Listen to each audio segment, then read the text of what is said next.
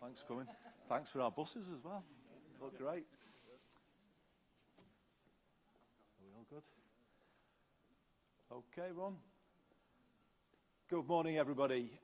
It's great to welcome you to Mellors here in Rochdale, one of our truly valued suppliers to the Bee Network. And how brilliant is it that there are young people working here at Mellors, apprentices, who are building buses that they then can see in service in their own community. That's something that people maybe think of an older generation doesn't happen anymore, but it is happening, and that's how the Bee Network is reindustrialising Rochdale and Greater Manchester. And actually we're going to go further this week. We will announce tomorrow 160 T-level placements in the Bee Network, so more young people can have a path to a really good career. And it's all part of our alternative to the university route called the Greater Manchester Baccalaureate, the MBAC. So we give all of our young people a clear path in life. But obviously the best news of all today is that the government is backing the Bee Network with £2.5 billion. Thank you, Secretary of State. This is fantastic news for Greater Manchester, because it will take the Bee Network into the next phase and into a really exciting future. I had a glimpse of that future last week in Ashton, in Tameside, where we have just brought through our first all-electric depot. With the funding provided by the government, we will create the UK's first fully integrated, all-electric, zero-emission public transport system, and we will do that by the end of the decade. It's an incredible vision, and Greater Manchester is really bringing forward the future, as we have done so many times in our city's history. But the funding also will go right round Greater Manchester and benefit, people in all parts of the city region. So here in Rochdale, we will see a new tram train service begin, linking Oldham, Rochdale, Haywood, which hitherto has not been on our Metrolink system, and then up to Bury. We will have a new tram line to Stockport, which is something people there have long called for.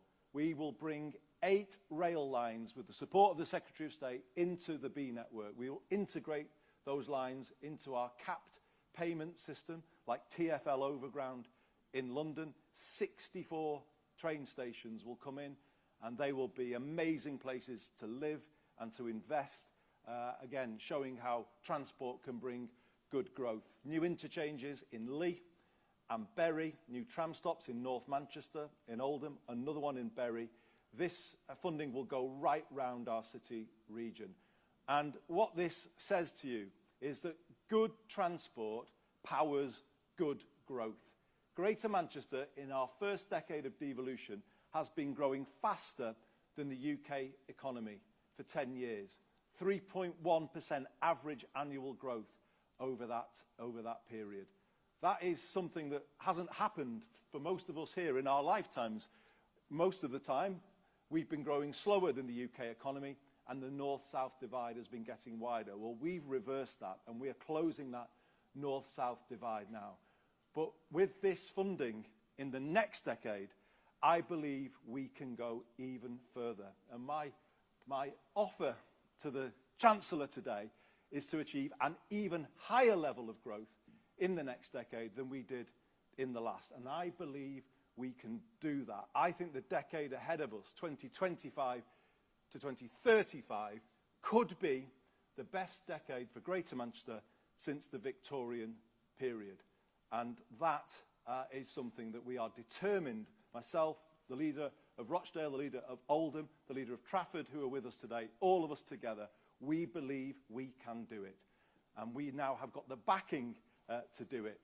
So what I would say to the government is, we're ready to unlock a new era in Greater Manchester and really show how we can power the north with good growth, benefiting all of our residents and all of our communities.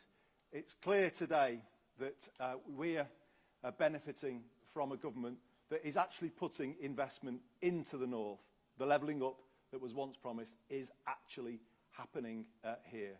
So the government is backing us, and our message from Greater Manchester today is that we're backing you. We're backing our Chancellor of the Exchequer as she goes into next week's spending review. Ladies and gentlemen, please give a warm welcome to the Chancellor of the Exchequer, Rachel Reeves.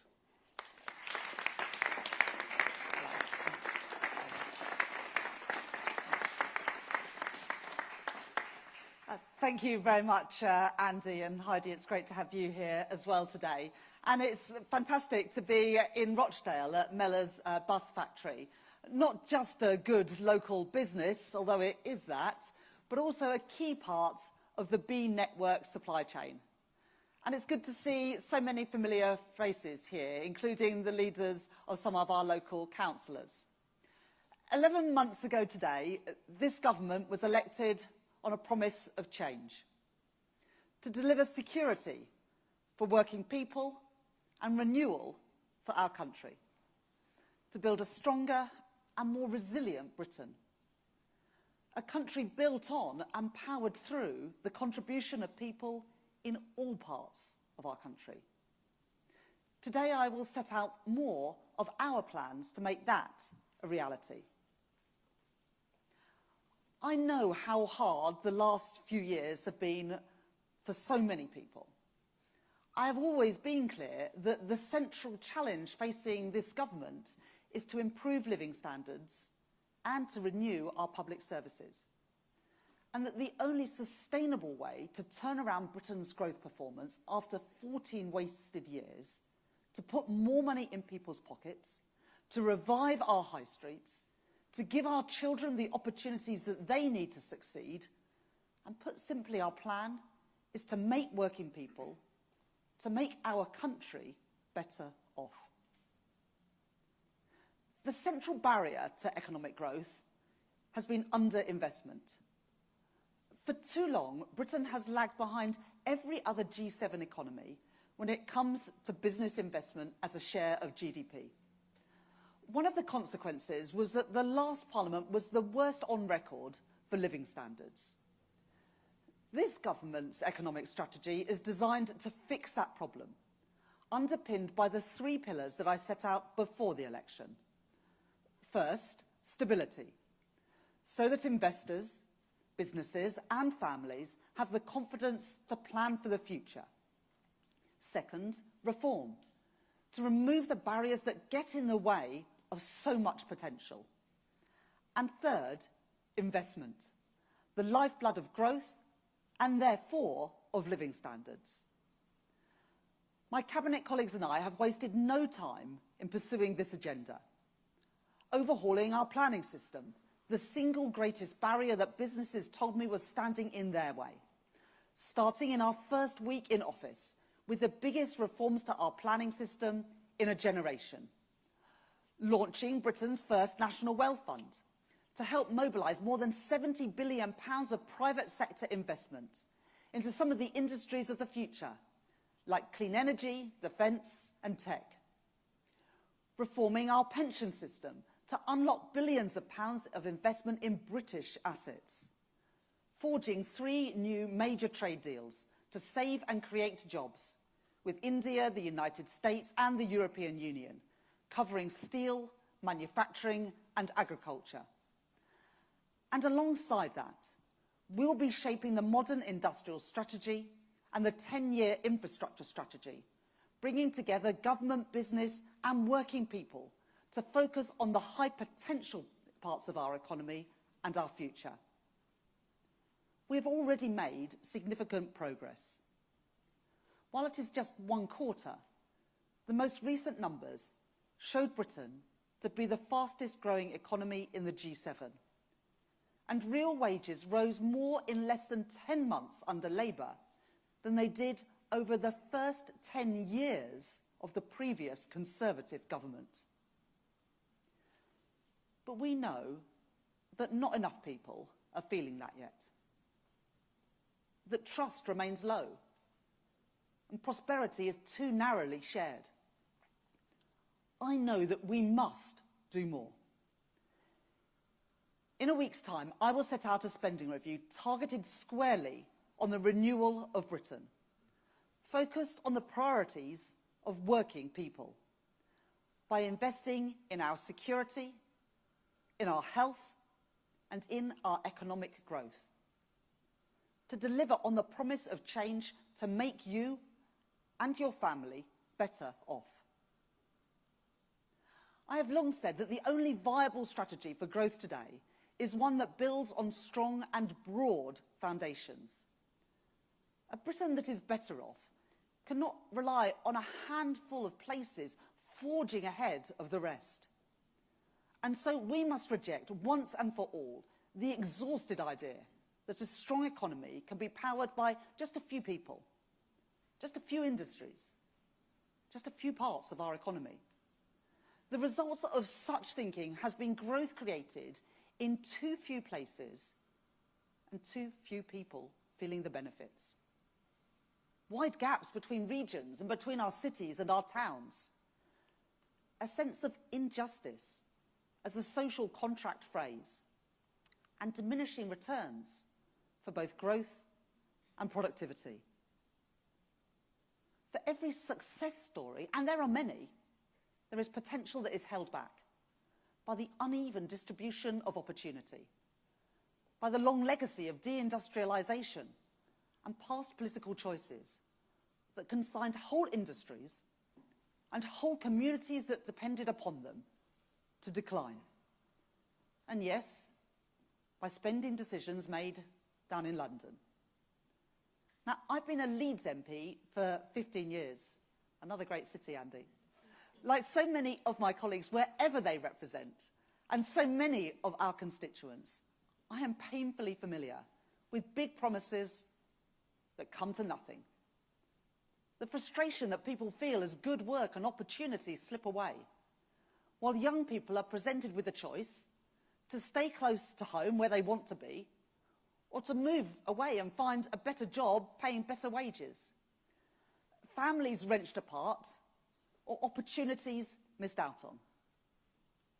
No one should have to make that choice. So that is why I and my colleagues are determined to change things. Because I know that there is brilliant talent to be found right across our country. I can see that potential in all of our towns and our cities.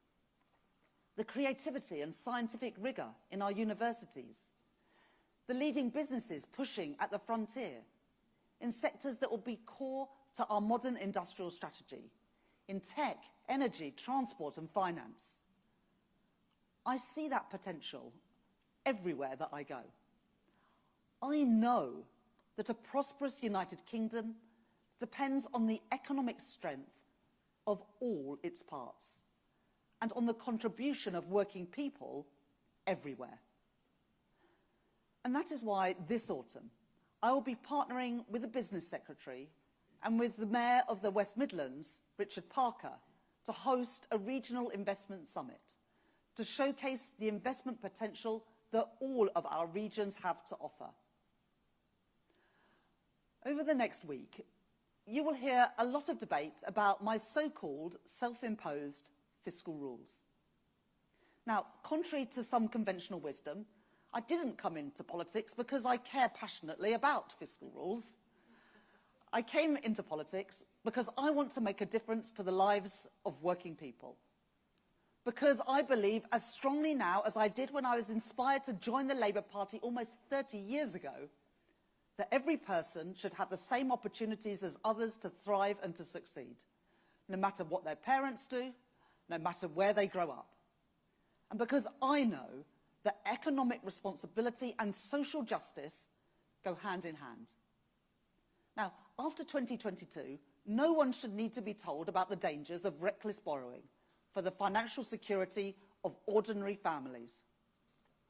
When Liz Truss and the Conservatives trashed market confidence in our British economy, it was working people who paid the price. Be in no doubt, Nigel Farage and Reform are itching to repeat that exact same experiment, to pursue those fantasy economics all over again. And the results? Well, they would be the same. Market instability and interest rates rising, with soaring rents and thousands of pounds extra on families' mortgages. Businesses would pay more for their borrowing, and pensions that people save hard for would be put in peril again. I will never take those risks. Labour will never take those risks. Strong and transparent fiscal rules are an indispensable safeguard for working people, and that is why my rules are non-negotiable. So let's be clear. It is not me imposing borrowing limits on government. Those limits are the product of economic reality. So fiscal rules do matter, but the Conservatives' fiscal rules, well, they guaranteed neither stability nor investment, and that's why I changed them. At the budget last year, I changed Britain's fiscal rules to better serve both stability and investment, giving us the strong foundations that we need to renew our country as we promised. The first rule is for stability, that day-to-day government spending should be paid for by tax receipts. That is the sound economic choice. And it is the fair choice, because it isn't right to expect future generations to pay for the services that we rely on today. If only the previous government had made those same choices. Instead, we inherited a total mess. A £22 billion black hole in day-to-day spending and debt at its highest level since the early 1960s. And yet, at the same time, public services were at breaking point. Last year, I made the decisions that I judged right and necessary to get Britain on a sound financial footing and to provide the urgent resource that our public services needed. That is why I made decisions, some of them extremely difficult, and certainly not all of them popular, to raise taxes on business and indeed on the wealthiest in the budget, enabling a £190 billion real terms increase over the spending review period compared to the Conservatives' day-to-day spending plans. Spending for our schools, our hospitals and our police, the services upon which we all rely. Now, even with those decisions, and even with that injection of cash, not every department will get everything that they want next week. And I have had to say no to things that I want to do too. But that's not because of my fiscal rules. It is a result of 14 years of Conservative maltreatment of our public services, our public realm, and of our economy. It is the stability that my rules support and the choices that we made as a government in October that have helped facilitate 4 cuts in interest rates since the last election, saving £650 a year for a family taking out a new typical 2-year fixed mortgage. My second fiscal rule is what enables us to invest in Britain's economic renewal, to keep Britain's public sector debt on a sustainable path, while allowing government to invest in the infrastructure that will provide stronger economic growth in the future. The decisions that we made in October mean that for the first time, Treasury actually takes account of the benefits and not just the costs of investment. And together, the fiscal rules mean that, unlike our predecessors, we will not be balancing the books by cutting investment. And that is why we can increase investment by over £113 billion more than the last government planned, meaning public investment will be at its highest sustained level since the 1970s. Combined, these changes deliver over £300 billion of extra spending across 5 years on our public services and on our economic future. Britain faces a binary choice.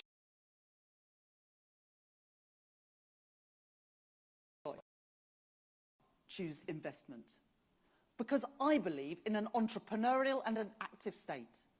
And I reject wholeheartedly the old-fashioned dogmatic view that the only good thing a government can do is get out of the way. These choices that I am making are about realising that entrepreneurial and active state. At the spending review, I will set out in detail the allocation of those additional resources to power growth and to renew our public services. And the choice is already, and the Conservatives would gamble with Britain's future. Labour will invest in that future. Where they offer chaos, Labour offers stability. Where they offer decline, Labour offers investment. And where they offer more of the same, we offer change. Change that we can now deliver because of the choices we have made. Today, I can tell you about one part of those investments. They are underpinned by a step change in how government approaches and evaluates the case for investing in all of our regions. The Treasury Green Book sets the guidance for how public servants assess the value for money of government projects. It may sound dry, but it is one of the reasons why there hasn't been enough investment in the North and the Midlands for decades. And I have heard from mayors across the country, from Andy, but also from Steve Rotherham, the Mayor of Liverpool, that previous governments have wielded the Green Book against them as an excuse to deny important investments in their areas and their people. That's why in January, I ordered a review of the Green Book and how it is being used, to make sure that this government gives every region a fair hearing when it comes to investment. I will publish the full conclusions of that review next week. However, I can tell you now that it will mark a new approach to decision-making in government and an end to siloed Whitehall thinking, making sure that government is taking account of the reinforcing economic effects of infrastructure investment in housing, in skills and in jobs, to invest in all of our nations and regions, not just a few. Next week, I will set out our plans in full for England, Scotland, Wales and Northern Ireland, in housing, in energy, in roads and in rail. But today I want to tell you about just one part of our plan, renewing our transport systems in England's largest mayoral regions, including here in Greater Manchester and across the North and the Midlands. Because connectivity is an absolutely critical factor in unlocking the potential of towns and cities outside of London. One of the areas in which previous governments have promised most but delivered least. And that will now change. Let me tell you why it matters. Modern growth rests on dynamic, connected city regions, creating clusters of activity so that people can get around, communicate, share ideas, commute, find good work and earn wages that flow back into strong local economies. Stronger transport links within cities and the towns around them create opportunity by connecting labour markets and making it easier for firms to buy and sell goods and services in different places to different people.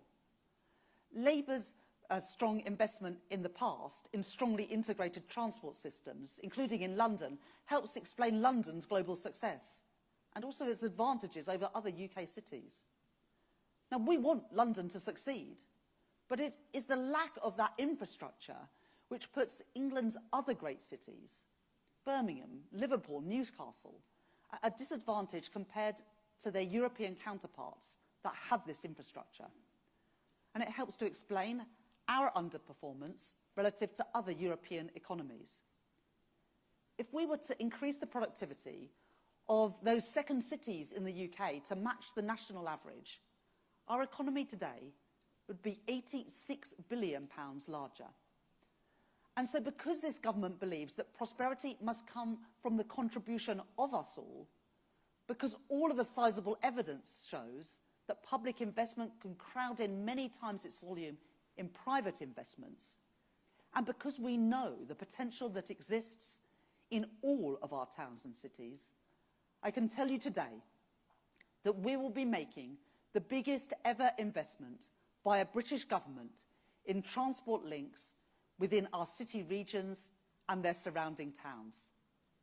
£15.6 billion in transport funding settlements to be delivered by our regional mayors. More than doubling real-term spending on city-region connectivity. The last government made big promises to invest in city regions. We heard it all. They had no plan to fund it. Thanks to the changes to our fiscal framework announced in the budget, this government now does have the money to fund it. And that money is going to our mayors to deliver on the priorities of their communities. New trams, new train stations and bus routes to link up our towns and cities. Unlocking new homes, new jobs, new investment and leisure opportunities across our regions. And let me take you through those city regional investments in turn.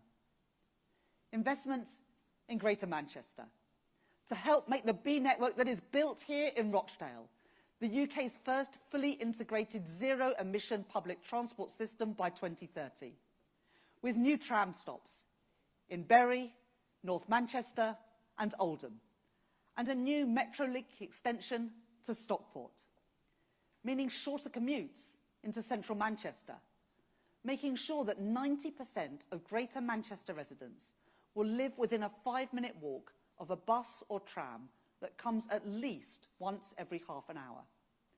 And opening up connections for people in Bury, in Haywood, in Rochdale and in Oldham to the tens of thousands of new jobs in the Northern Gateway. Investment in the Liverpool city region, backing the Mayor Steve Rotherham to deliver 3 new rapid bus routes, linking up the city centre, John Lennon Airport, Anfield, the new Everton Stadium on Bramley Moor Dock, and new homes built on the Central Docks redevelopment, alongside the largest ever investment in Merseyside railway stations to serve Halton, St Helens and Woodchurch. Investment in West Yorkshire, so that Tracy Brabin can fulfil her manifesto commitment to the people of West Yorkshire to deliver that mass transit system, with spades in the ground by 2028, unlocking in the process over 7,000 new homes, improving local transport for 700,000 people, to link up Bradford, Kirklees, Calderdale, Wakefield, Pudsey and Leeds. The largest city in Western Europe without a light rail or metro system, but not for much longer. Investment in the North East to allow our Mayor, Kim McGuinness, to extend the Tyne and Wear Metro, linking Washington with Newcastle and Sunderland, and in line with our industrial strategy priorities, strengthening one of the largest advanced manufacturing zones in Europe, connecting Nissan and the businesses in its supply chain to a wider pool of talent. Investment in South Yorkshire, supporting our Mayor Oliver Coppard, so that in addition to the reopening of Doncaster Airport, he can renew the existing and now publicly controlled Supertram network, with track replacements, overhead line maintenance and rolling stock renewal, with a full fleet of new vehicles by 2032.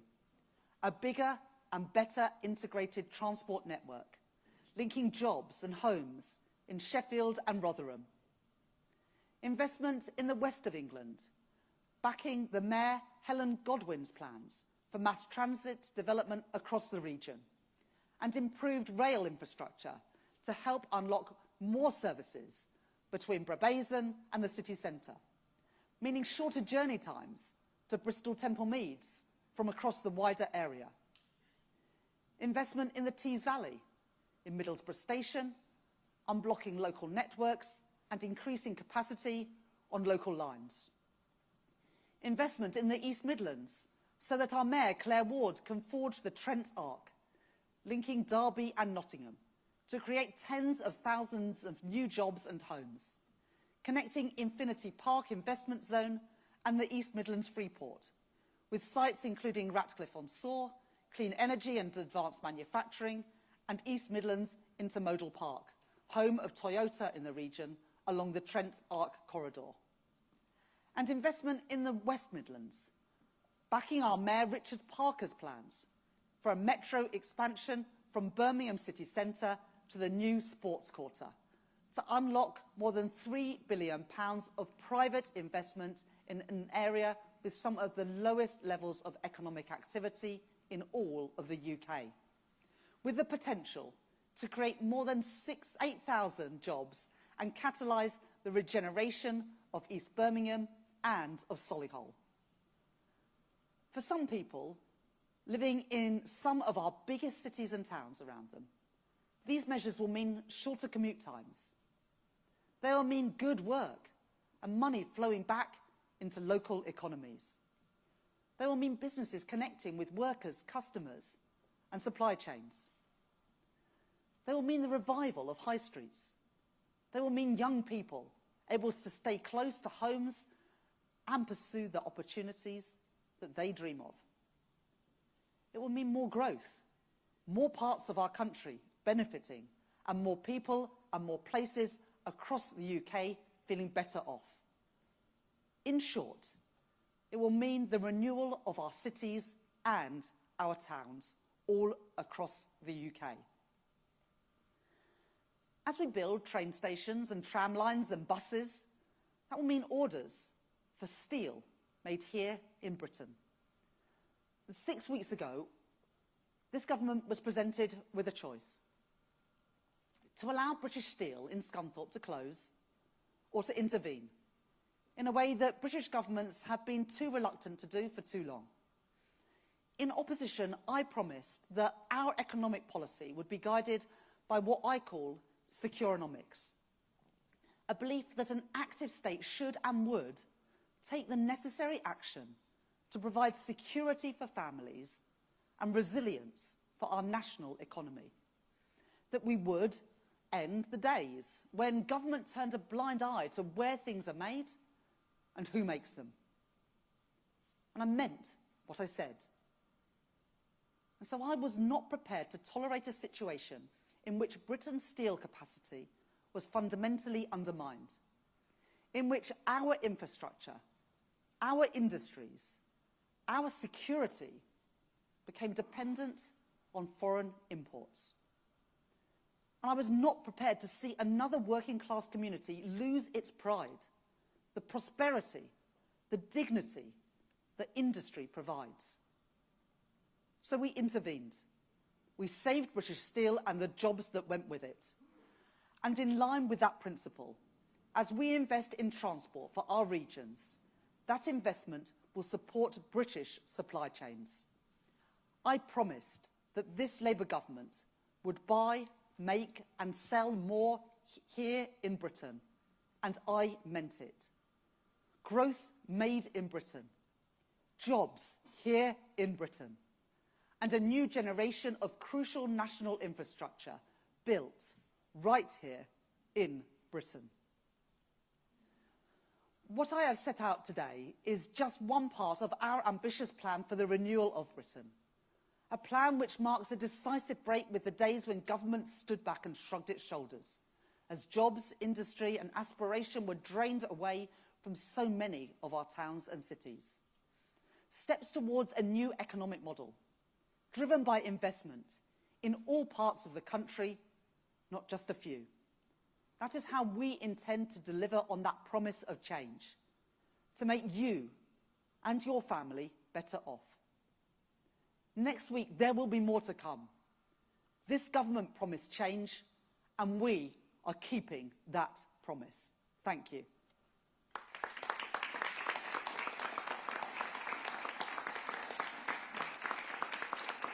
Okay. I'll take some questions now. We start with BBC Northwest Tonight, Kevin Fitzpatrick. So the local leaders will no doubt welcome this announcement today, but you'll be aware that what they say is the big thing which will dramatically... So the local leaders, I'm sure, would welcome this announcement today, but you'll know that they also say that what this northern economy really needs to move things forward and rebalance the economy is new investment in the rail infrastructure. And there's been a big campaign for that commitment that the Tories made before you to build the Crossrail for the north, particularly initially Manchester to Liverpool. So can you commit that that is going to happen, and how much money will be allocated to it next week? So today I'm able to announce the mayoral settlements, which is a 2.4% increase in the funding for those combined authorities compared to the plans of the previous government for the previous Parliament. That's a substantial uplift, and then they'll make decisions about how to spend it. But as I was really clear, all I am setting out today is those settlements for the mayors. There'll be more to come next week on a whole wider set of investments in transport, in both road and rail, but also in housing, in energy and in digital infrastructure, and also support for our towns and our local places, all of which I know, because I speak to them regularly, are really important to all of our local leaders, including here in Greater Manchester. But I also just want to push back on something you said, that the previous government made these commitments. The previous government made a lot of commitments. What they didn't do is put the money in to be able to deliver them. And that is the big difference about what we are doing. On Wednesday next week, I will be setting out in a spending review where you can see every pound allocated, investment for 3 years for day-to-day spending, investment for 5 years for capital spending. We'll then be publishing a 10-year national infrastructure plan. That is a world away. You can make all the promises you like, but if the money's not there, they're not real. And that is the difference between the hollow promises of the last government and the serious ambition and investment of this government, with our plans not just generated in Westminster and Whitehall, but built up in conjunction with our mayors and with our local leaders, because we believe that the people who represent their local communities, live there day in, day out, know what is best for their local people and their local communities. And that is what is different about this government compared with the hollow and shallow promises of the past. I'll take the next question from Joseph at Manchester Evening News. Hi. Sorry. Just following on from Kevin's question, I mean, we at the Manchester Evening News have been campaigning for the new line from Manchester to Liverpool, so we hope the reports that it's happening are true. If you won't tell us that you can make a commitment to it today and how much you'll be spending, can you at least tell us what you think of the Mayor's proposal for the new line? And as part of those plans, the Mayors have talked about an underground station at Piccadilly, which would also improve links to your constituency of Leeds. So can you tell us whether that will feature as part of the plans? Today I'm focusing on the mayoral settlements, not on heavy rail. So today I'm setting out £15.6 billion across 8 combined authorities, which is a 2.4% increase in spending in real terms in this Parliament compared with the last Parliament. And the focus today is on connections within city regions, connecting the towns with the cities so that more people can access good jobs, and we can open up more housing development and more investment across the region. There's more to come next week, but I will set that out in the spending review next week. The next question from the BBC, Alex Forsyth. Thank you very much, Chancellor. Thank you. You set out this investment in transport projects today, but isn't the reality that next week your spending plans are going to be difficult for some public services? And if you are determined to stick to your fiscal rules, can you level with people about how tough day-to-day spending might be? Well, thanks very much for your question. As I set out, I changed the fiscal rules last autumn. And those changes to the fiscal rules and also the difficult decisions that I made, not always popular, to increase taxes on business and also the most wealthiest. The non-DOMS changes, capital gains, private equity, private jets, private schools, that brought in around £40 billion a year. And the result of those two sets of changes, both on tax and the fiscal rules, meant that we're able to spend £190 billion more on day-to-day spending compared to the plans we inherited. and we're able to spend £113 billion more on capital spending compared to the plans we inherited. So overall, the spending review that I will be publishing next week will have more than £300 billion more spending over this Parliament than the plans we inherited just 11 months ago. Does that mean that we'll be able to do everything that we want to do? No. As I said in my speech just now, there are good things that I've had to say no to. The reason for that is because it is important to have control of the public finances. But everyone here will know, I expect a lot of people here have got mortgages that went up in 2022 because of what Liz Truss did to the economy. She crashed the economy, markets lost confidence, interest rates went through the roof, and that, people that are affected most by that were just ordinary working people who had done nothing wrong but found that their dreams of home ownership were further away than ever, or the mortgages they had taken out in good faith, they were now paying hundreds of pounds extra for. So when I say the fiscal rules are non-negotiable, it's not a matter of pride for me that we stick to the fiscal rules. It's about protecting working people from economic irresponsibility that they pay the price for. So that does mean we can't say yes to everything, but because of the changes we made, both the difficult choices on tax, but also the right choices, and the right choices too on fiscal rules, mean that we have got £300 billion more to spend over the next 5 years than if I had simply stuck to the spending decisions of the previous Conservative government. ITV, Carl. Thank you, Chancellor. You say you've had to say no to some things that your colleagues and you would like to do. Are your manifesto commitments on policing, housing and energy at risk? We made those commitments in our manifesto and we stick to them. All of the manifesto commitments that we made were fully costed and fully funded. So using money from increasing VAT on private schools to invest in new teachers in our state schools, using the energy profits levy on the profits that the big energy companies are making to invest in renewable energy, cracking down on non-doms so that if you make Britain your home, you pay your taxes here, and putting that money into our National Health Service. So those promises were fully funded, fully costed, and we've raised those taxes to put that money into our frontline public services, which is why we can deliver on our manifesto commitments, including not increasing the taxes that working people pay, the key taxes working people pay, income tax, national insurance and VAT. Sky, Beth. Thank you, Chancellor. Beth Rigby, Sky News. Chancellor, in the past 2 weeks, voters have heard about big increases in defence spending, a reversal of cuts to winter fuel allowance, potentially lifting the two-child benefit cap, and they wonder how you're going to pay for all of these additional commitments. The Deputy Prime Minister, Angela Rayner, is pressing you for more wealth taxes. Andy Burnham thinks that you should look again at council tax so that people with bigger homes potentially pay more. You've ruled out changing your fiscal rules. Can you be honest with the public that you cannot rearm and do all the rest on welfare with either really deep cuts elsewhere or future tax rises? So do Angela and Andy have a point?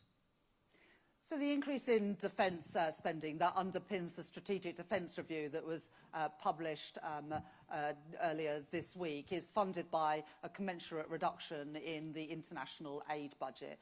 We took that down from 0.5% of GDP to 0.3% of GDP, so that we could lift defence spending from 2.3% of GDP to 2.5% of GDP. So that is fully costed and fully funded. And as we've been clear on winter fuel, we will set out how we will fund that at the next fiscal event. We'll set out the funding, or set out how everything would be paid for in the budget in the autumn. But it is important that everything that we do is funded, because that's how people know that we can afford it.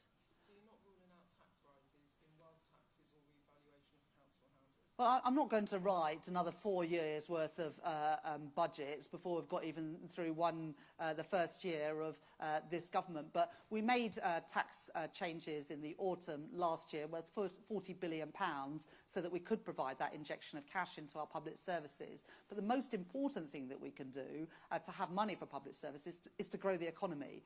And that's why we changed the fiscal rules, why I changed the fiscal rules to take investment out of the rule about balancing the budget. And that's what's enabled the £113 billion extra of investment expenditure.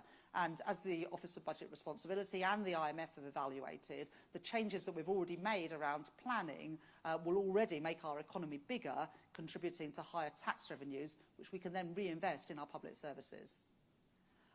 Next question, if I take Martina from The Sun. Thank you, Chancellor. With fiscal headroom vanishing by today, can you repeat here your pledge not to increase income tax, VAT and national insurance, and your commitment at the budget to unfreeze income tax thresholds? I already, in my answer to Carl, said that the commitments that we made in the manifesto not to increase the key taxes that working people make, income tax, VAT and national insurance, are promises that we stand by. We will implement what was in our manifesto. Take the question from the Telegraph from Amy Gibbons. Hi, thank you, Chancellor. Just following on there from Beth's question, will you consider the ideas put forward in Angela Rayner's memo for the budget, or will you rule them out completely? And do you believe Angela's fully behind your economic strategy? And just very briefly, can you guarantee Lord Hermer will keep his job despite the revelations of the past week? Thank you. So it's perfectly normal for government ministers to come up with ideas about government. That is what collective government is about. Angela Rayner had ideas around, I think, around £3 billion of tax changes, some of them in housing, which is an area that she covers. But we did raise taxes by £40 billion in the budget last year, much more than £3 billion, and indeed we've unlocked £300 billion of additional spending. We took the tax choices that we needed to provide that initial injection of cash into our public services, which is what has enabled us to spend £190 billion more over this Parliament on day-to-day spending. And then, of course, as I said, the rule around capital spending has unlocked a further £113 billion so that we can invest the £15.6 billion, for example, that I've announced today for regional transport settlements. The Prime Minister obviously appoints the Cabinet. That's in his gift, whether that's my job or any other job. But I have full confidence in Richard Hermer. Question from Aggie from LBC. Thank you, Chancellor. Aggie Chambray, LBC. You said last year that the last budget was a once-in-a-Parliament tax hike. Will you repeat that vow today? Yes, we made decisions in the budget last year to increase taxes by £40 billion. I have absolutely no intention of repeating a budget on that scale again. That budget was absolutely necessary because the previous government left a £22 billion black hole in the public finances, not some year in the future, but in the fiscal year we're in. They had already spent the reserve set aside for genuine emergencies 3 times over just 3 months into the financial year. So I had to take immediate action, both to put our public finances on a firm footing and also to ensure that our public services that had been committed funding, but that money hadn't been made available, to make sure that they could continue to function. I've now drawn a line under that economic mismanagement. People can be confident that our public finances are on a firm footing. And this week I'll be allocating funds based on the budget settlement that we made last year. I've just said that. The question from Daisy at the Times. Thank you, Chancellor. Sir Mark Rowley has warned that if frontline policing is faced with cuts in the spending review, forces will have to make stark choices about which crimes they investigate. Which crimes are the government happy for police to ignore? we will be increasing spending on police in the spending review next week, so that's not a decision that, or a choice that I would recognise. Any other questions? Catherine?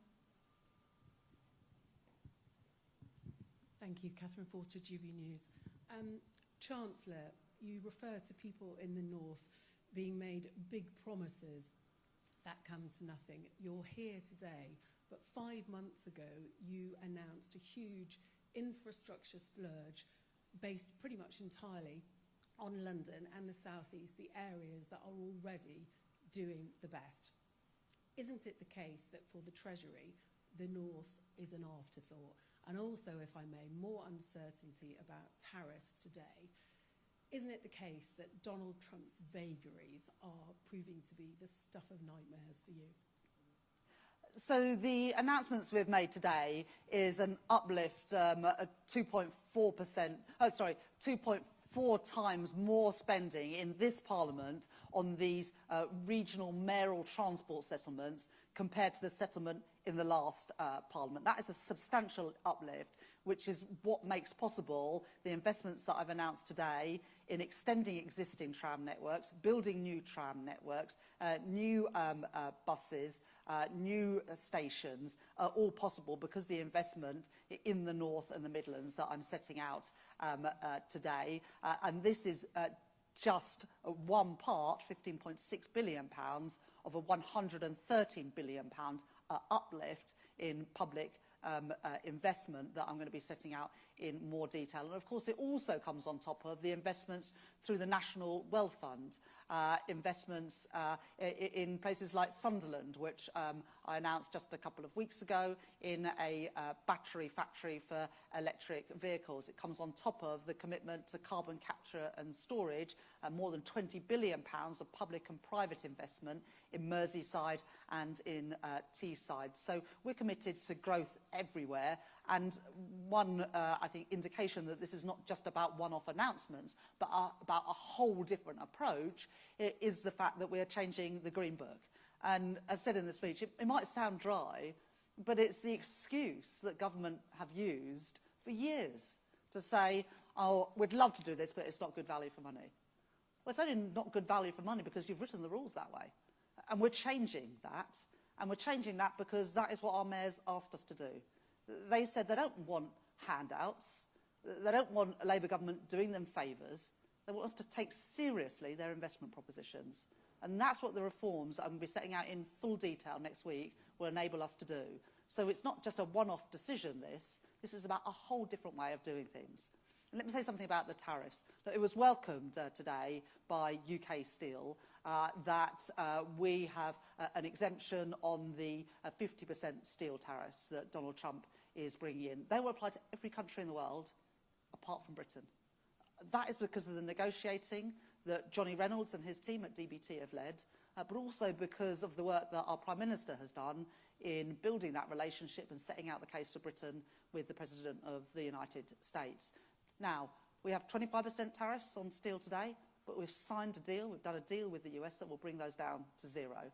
That is good for British Steel, but it is also good for Jaguar Land Rover and other car manufacturers and other industries in the UK. And we are still the only country that has done a deal with the US, but not just with the US, also with India, which helps many industries, including Scotch whisky, where tariffs have more than halved, and the deal with the EU, which helps our farming sector in particular, but also other parts of the economy. So 3 trade deals, the National Wealth Fund, reforming the Green Book, reforming how our pension system invests in British assets, all with the sole purpose of making Britain better off so we can make working people right across our country better off. Is Jen here from the FT? Oh, yes.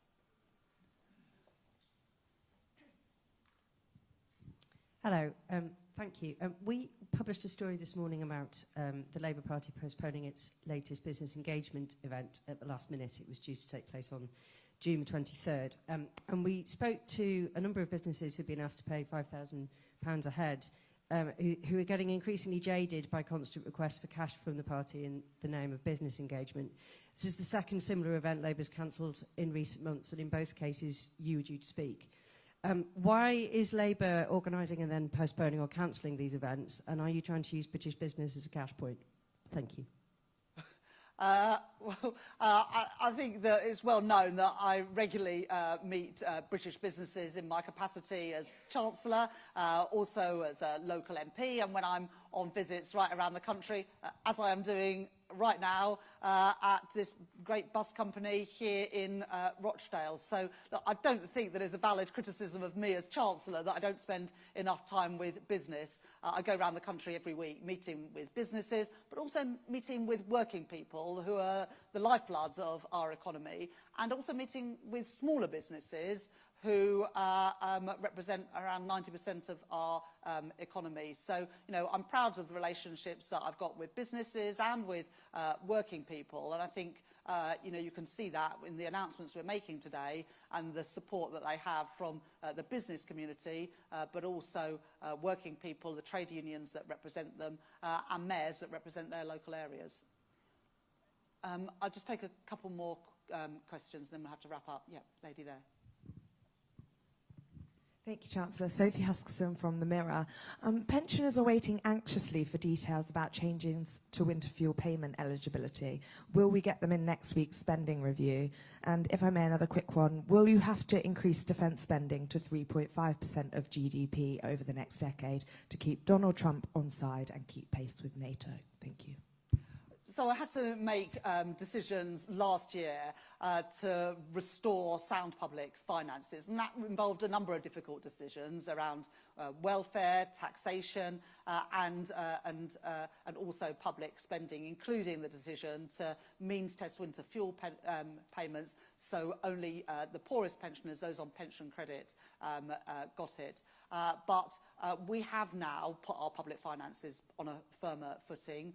The economy is in a better shape, but we have also listened to the concerns that people had about the level of the means test. And so we will be making changes to that. They will be in place so that pensioners are paid this coming winter, and we'll announce the detail of that and the level of that as soon as we possibly can. But people should be in no doubt that the means test will increase and people will get, more people will get winter fuel payment this winter. On the question about defence spending, that we've set out a fully costed, a fully funded plan to take defence spending to 2.5% of GDP within just 2 years, and we will take defence spending to 3% in the next Parliament. Of course, that's got to be dependent on economic and fiscal circumstances, but you know, we are already, and we will set out more detail of that increase to 2.5% in the spending review next week. Final question, yes, lady there. Hannah Al-Othman from The Guardian. Chancellor, how much of a priority is tackling child poverty given that the strategy has been delayed? And do you share Keir Starmer's hope that you'll be able to scrap the two-child limit that has been described by Gordon Brown and many others as cruel? So that is a cap that we inherited from the previous government, and it will cost, I think, just over £3 billion to reverse. And I have been clear that we won't make spending commitments without being able to you know, explain where the money is going to come from. But this government is determined to reduce child poverty. It's a moral mission for this government. It's why we have already started on that with the rollout of the first breakfast clubs from April at primary schools. It's why we've put more money into childcare so that more parents can work more hours to balance work and family life and put more money in their families' pockets. But every Labour government has reduced child poverty. We are determined to do so as well. The Child Poverty Task Force will be reporting in the autumn, and then we'll be setting out further plans. Thank you very much for being here today and for your questions, and thank you to the leaders of the Council as well for coming.